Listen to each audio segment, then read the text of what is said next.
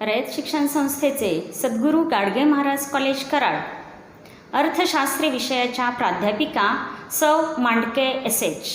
इयत्ता 12वीमधील अर्थशास्त्र या विषयामधील प्रकरण क्रमांक 2 उपयोगिता विश्लेषण यामधील उपघटक सीमांत उपयोगिता व किंमत यातील संबंध आज आपण अभ्यासणार आहोत. सीमांत उपयोगिता आणि किंमत यातील परस्पर संबंध हा मागणी सिद्धांताचा पाया आहे. सीमांत उपयोगिता आणि किंमत हे जशा प्रमाणात बदलतात त्याच प्रमाणामध्ये मागणीचा सिद्धांतामध्ये बदल होत असतात. घटत्या सीमांत उपयोगितेच्या सिद्धांतावर आधारित मागणीचा सिद्धांत आहे, म्हणून हा भाग आपणाला अभ्यासावा लागतोय. पहा, सीमांत उपयोगिता व किंमत यातील परस्पर संबंध. क्ष वस्तूचे नग सीमांत उपयोगिता. सीमांत उपयोगिता रुपयांमध्ये 1 नग बरोबर 10 रुपये. सीमांत उपयोगिता गुणिले 10 रुपये. बाजार किंमत आहे 50 रुपये आणि सीमांत उपयोगिता व किंमत यांची तुलना. पहिला नग सीमांत उपयोगिता 10 मिळते. सीमांत उपयोगिता रुपयांमध्ये किती मिळते पहा, 100. 10 गुणिले 10 बरोबर 100. सीमांत उपयोगिता रुपयांमध्ये 100 मिळते. बाजार किंमत आहे 50 रुपये. सीमांत उपयोगिता आणि किंमत यांची तुलना पहा. सीमांत उपयोगिता ही जास्त आहे, ग्रेटर दॅन 50 रुपयांपेक्षा. 100 सीमांत उपयोगिता जास्त आहे 50 रुपयांपेक्षा. दुसरा नग सीमांत उपयोगिता 8 मिळते. 8 गुणिले 10 रुपये बरोबर रुपयामधील सीमांत उपयोगिता 80 मिळते. बाजार किंमत आहे 50 रुपये.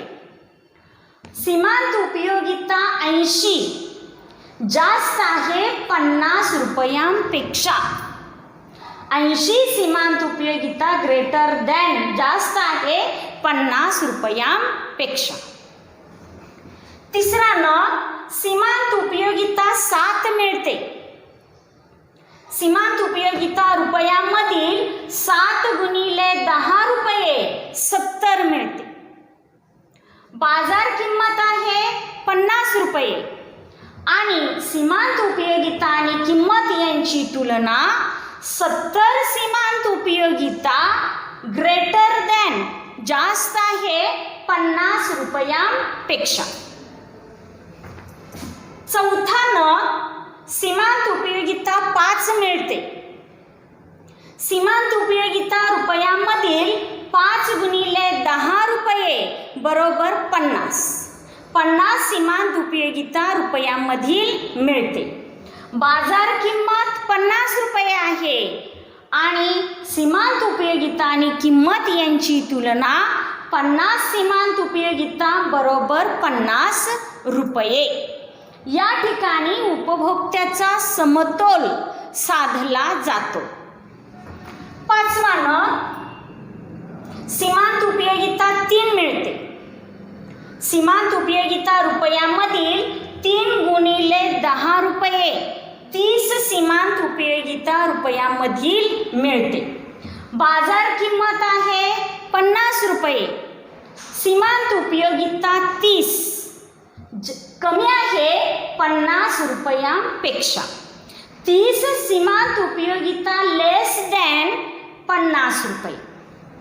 म्हणजेच 30 सीमांत उपयोगिता 50 रुपयांपेक्षा कमी आहे. सहावा नग सीमांत उपयोगिता 1 मिळते आणि रुपयांमधील सीमांत उपयोगिता 1 गुणिले 10 रुपये 10 सीमांत उपयोगिता मिळते रुपयांमधील.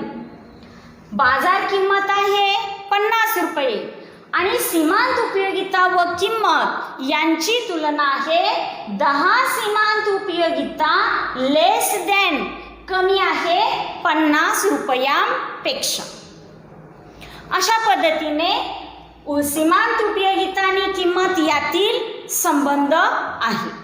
या कोष्टकावरून असे स्पष्ट होत जाते की उपभोक्ता वस्तूच्या नग संख्येत जसजशी वाढ करत जातो तसतशी सीमांत उपयोगिता क्रमशः घटत गेलेली दिसून येते. घटत्या सीमांत उपयोगिता सिद्धांताप्रमाणे उपभोक्ता वस्तूच्या नगसंख्येत वाढ करत गेला असता त्याला मिळणारी सीमांत उपयोगिता क्रमशः घटत गेलेली दिसून येते. पहिल्या 3 नगांपर्यंत सीमांत उपयोगिता ही रुपयामधील सीमांत उपयोगिता ही जास्त आहे बाजार किमतीपेक्षा. कारण या ठिकाणी उपभोक्त्याची वस्तू खरेदी करण्याची वस्तू उपभोगात आणावयाची तीव्र इच्छा असते.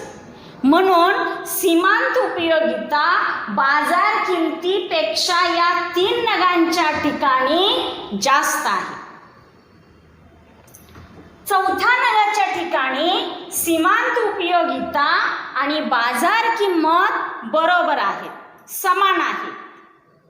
या ठिकाणी उपभोक्त्याचा समतोल साधला जातो. विवेकी उपभोक्ता या ठिकाणी वस्तू खरेदी करण्याचे थांबवतो. 5व्या आणि 6व्या नगापासून सीमांत उपयोगिता ही बाजार मूल्यापेक्षा बाजार किमतीपेक्षा कमी मिळते. कारण या ठिकाणी उपभोक्ता वस्तू खरेदी करण्याचे नाकारतो, वस्तू विकत घेऊ इच्छित नाही. अशा पद्धतीने या उदाहरणाद्वारे या कोष्टकाद्वारे सीमांत उपयोगिता आणि किंमत यातील परस्पर संबंध आपणाला स्पष्ट करता येतो. 3 विधाने आहेत. त्या 3 विधानांद्वारे सुद्धा आपण हा सीमांत उपयोगिता आणि किंमत यामधील परस्पर संबंध अभ्यासणार आहोत.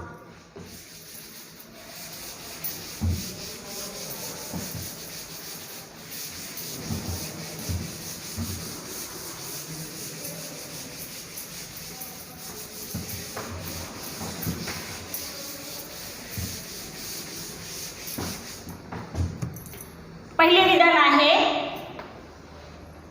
जेव्हा उपभोक्ता स्वतःच्या इच्छेनुसार वस्तूंची खरेदी करतो तेव्हा सीमांत उपयोगिता ही किमतीपेक्षा जास्त असते. त्याला सीमांत पूर्व नग असे म्हणतात.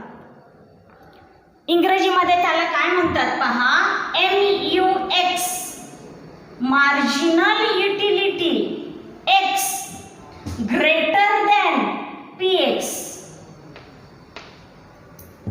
या ठिकाणी सीमांत उपयोगिता ग्रेटर दॅन जास्त आहे किमतीपेक्षा. याला म्हणतात सीमांत पूर्व नग.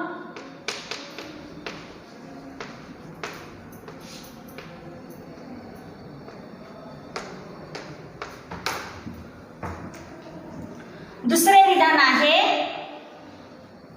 जेव्हा सीमांत उपयोगिता आणि किंमत समान आहे तेव्हा त्याला म्हणतात सीमांत नग.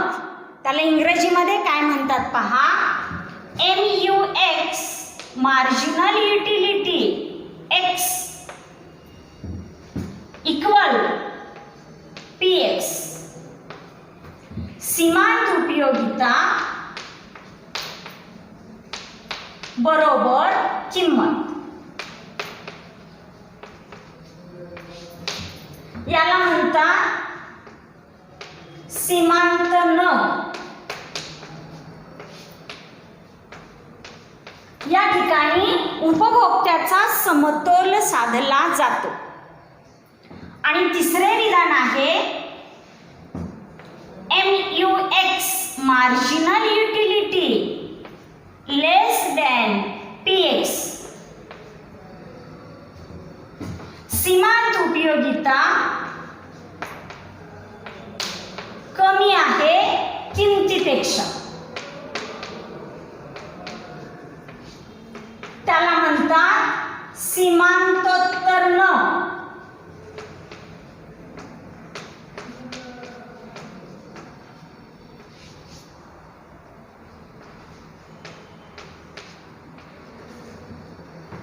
अशा पद्धतीने या 3 विधानामध्ये सीमांत उपयोगिता आणि किंमत यामधील परस्पर संबंध स्पष्ट करता येतो.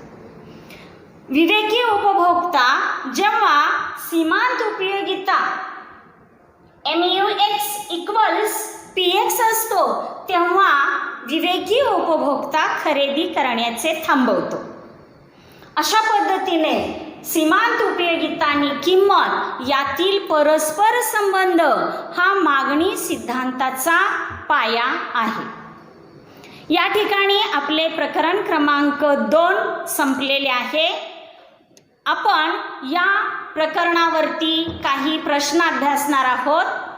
पहिला प्रश्न विचारला जातो, योग्य पर्याय निवडा. त्यामधील पहिला प्रश्न आहे तो म्हणजे उपयोगिता म्हणजे, पर्याय पहा, सुखाची होणारी जाणीव. अ पर्याय सुखाची होणारी जाणीव. ब पर्याय वस्तू आणि सेवा यांची खरेदी करण्याची क्षमता. क पर्याय लोकांचे होणारे हित. आणि ड पर्याय शेवटच्या नगापासून मिळणारी उपयोगिता. या उपयोगिता म्हणजे या प्रश्नाचे उत्तर आहे पर्याय क्रमांक ब. हा वस्तू आणि सेवांच्या खरेदी, वस्तू आणि सेवा यामध्ये मानवी गरज पूर्ण करण्याची असलेली क्षमता. हा पर्याय बरोबर आहे. दुसरे विधान पहा, एकूण उपयोगिता म्हणजे, एकूण उपयोगिता प्रत्येक वस्तूच्या नगापासून मिळणारी उपयोगितेची बेरीज. हा पहिला पर्याय अ, प्रत्येक नगापासून मिळणारी बेरीज. दुसरा ब पर्याय आहे शेवटच्या नगापासून मिळणारी उपयोगिता. क पर्याय आहे लोकांचे साधले जाणारे हित. आणि ड पर्याय आहे होणारी सुखाची जाणीव. या विधानाचे उत्तर आहे पर्याय अ. यामध्ये प्रत्येक नगापासून मिळणाऱ्या उपयोगितेची बेरीज म्हणजे एकूण उपयोगिता होय.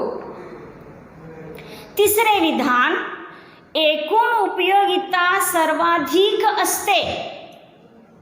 पर्याय अ, तेव्हा सीमांत उपयोगिता धन असते. ब पर्याय सीमांत उपयोगिता ऋण असते. क पर्याय सीमांत उपयोगिता शून्य असते. आणि ड पर्याय सीमांत उपयोगिता धन ऋण दोन्ही असू शकते. या प्रश्नाचे उत्तर आहे एकूण उपयोगिता सर्वाधिक असते तेव्हा सीमांत उपयोगिता शून्य असते. चौथे विधान, एकूण उपयोगिता घटत जाते तेव्हा अ पर्याय सीमांत उपयोगिता शून्य होते. ब पर्याय सीमांत उपयोगिता ऋण होते. क पर्याय सीमांत उपयोगिता वजा धन ऋण शून्य चारही प्रकारामध्ये येते. आणि ड पर्याय आहे सीमांत उपयोगिता ही अधिक लवचिक असते. याचे उत्तर आहे सीमांत उपयोगिता ही एकूण उपयोगिता जेव्हा घटत जाते तेव्हा ब पर्याय आहे सीमांत उपयोगिता ऋण होत जाते, वजा किंवा ऋण होते. त्यानंतर सहसंबंध स्पष्ट करा असा ब हा प्रश्न पहिल्या प्रश्नामध्ये उपप्रश्न ब असतो. सहसंबंध स्पष्ट करा.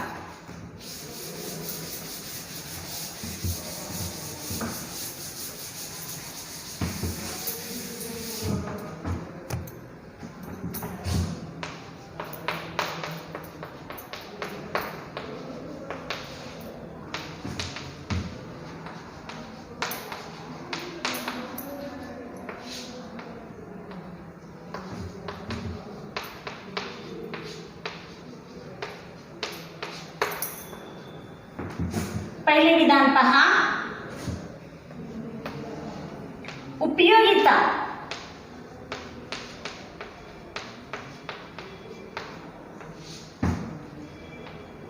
विष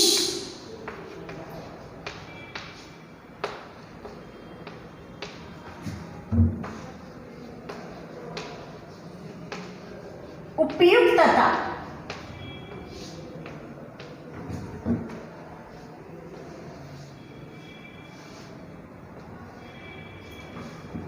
तुम्हाला विचारली जाते. उपयोगिता विष हे उदाहरण आहे उपयोगितेचे. मग उपयुक्तता कोणतेही तुम्ही उदाहरण लिहू शकता. इथे पेन, पुस्तक, औषधे, अन्न कोणतेही उदाहरण या ठिकाणी तुम्ही लिहू शकता.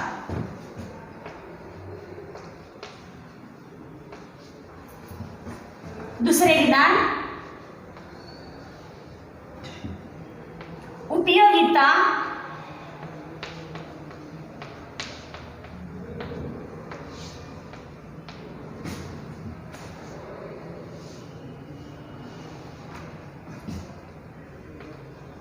विचारलेली आहे. उपयोगिता आणि उपयुक्तता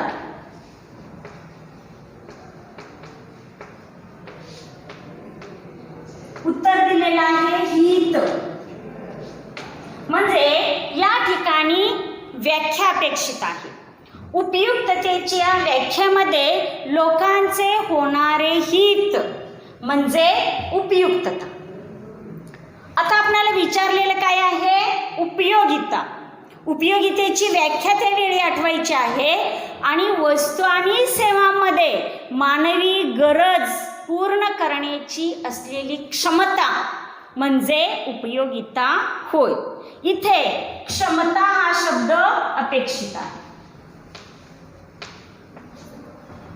तिसरे विधान आहे सीमांत उपयोगिता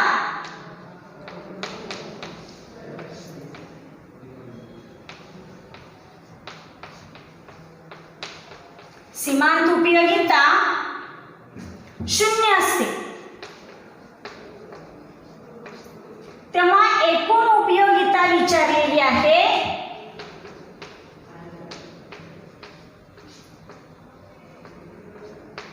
एकूण उपयोगिता उत्तर आहे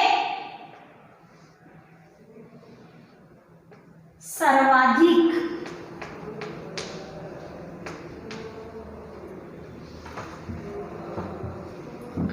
चौथे विधान. एकूण उपयोगिता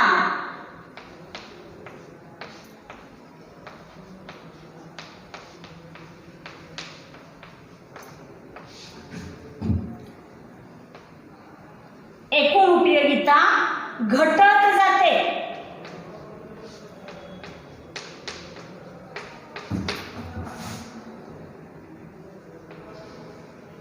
एकूण उपयोगिता घटत जाते तेव्हा सीमांत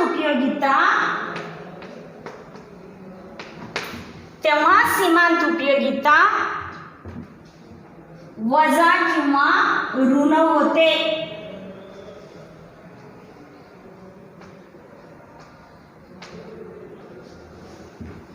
अशा पद्धतीने सहसंबंध स्पष्ट करा हा प्रश्न तुम्हाला या पद्धतीने विचारला जाऊ शकतो. स्वाध्यायाखालील तुम्ही प्रश्न सोडवायचे आहेतच. स्वाध्याया व्यतिरिक्त हे प्रश्न आहेत, त्यामुळे हे व्यवस्थित समजून घ्यायचे आहेत. प्रश्न दुसरा, खालील उदाहरणाच्या साहाय्याने संकल्पना ओळखून संकल्पना स्पष्ट करा.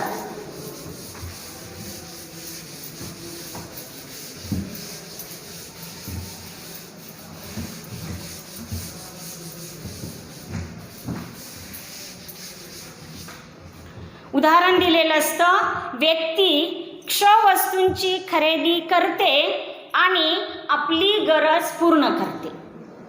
क्ष वस्तूंची खरेदी आणि आपली गरज पूर्ण करते. संकल्पना आहे उपयोगिता आणि त्याची व्याख्या लिहायची आहे. वस्तू आणि सेवांमध्ये मानवी गरज पूर्ण करण्याची असलेली क्षमता किंवा शक्ती म्हणजेच उपयोगिता होय. उदाहरण लिहिले तरी चालेल. पेन, वही, पाटी, पेन्सिल, दारू, अफू, गांजा, विष ही सर्व उपयोगितेची उदाहरणे आहेत. त्यानंतर प्रश्न क्रमांक 3, फरक स्पष्ट करा. कोणकोणते फरक आहेत पहा. पहिला फरक आहे स्थल उपयोगिता आणि काल उपयोगिता. दुसरा फरक आहे उपयोगिता आणि उपयुक्तता. आणि तिसरा फरक आहे एकूण उपयोगिता आणि सीमांत उपयोगिता. आता यांच्या व्याख्या लिहायच्या आहेत सर्वांच्या. त्यानंतर उदाहरण लिहायचं आहे, परस्पर संबंध लिहायचा आहे. त्यानंतर प्रश्न क्रमांक 4 टिपा लिहा. पहिली टिपा आहे उपयोगितेची वैशिष्ट्ये. 4 मार्काला हा प्रश्न असतो.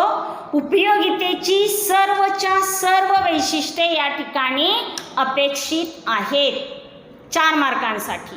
त्यानंतर दुसरा आहे उपयोगितेचे प्रकार. उपयोगितेचेही 6च्या 6 प्रकार या ठिकाणी अपेक्षित आहेत. तिसरी टिपा आहे एकूण उपयोगिता आणि सीमांत उपयोगिता यातील परस्पर संबंध उदाहरण आणि आकृतीच्या साहाय्याने स्पष्ट करा. यामध्ये मात्र सर्व एकूण उपयोगिता, सीमांत उपयोगिता यांच्या व्याख्या लिहायच्या आहेत. उदाहरण किंवा कोष्टक आपण घेतलेलं आहे ते लिहायचं आहे. आकृती काढायची आहे आणि उदाहरण, आकृती यांचं स्पष्टीकरण आवश्यक आहे. आणि त्यानंतर परस्पर संबंधाचे जे मुद्दे आपण दिलेले आहेत ते सर्वच्या सर्व मुद्दे अपेक्षित आहेत. त्यानंतर घटत्या सीमांत उपयोगिता सिद्धांताचे महत्त्व 4 पॉईंट्समध्ये आपण घेतलेलं आहे. ते महत्त्व इथे लिहिणे अपेक्षित आहे.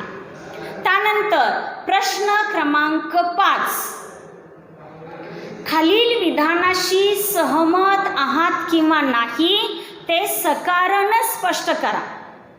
पहिलं विधान आहे उपयोगिता म्हणजे उपयुक्तता नव्हे. तर हे विधान बरोबर आहे. या विधानाशी सहमत आहे. या दोन्ही संकल्पनांच्या व्याख्या लिहायच्या, उदाहरण लिहायचं, दोन्हीमधील परस्पर संबंध स्पष्ट करायचा. दुसरं विधान आहे घटत्या सीमांत उपयोगितेचा वक्र डावीकडून उजवीकडे खाली येणारा असतो.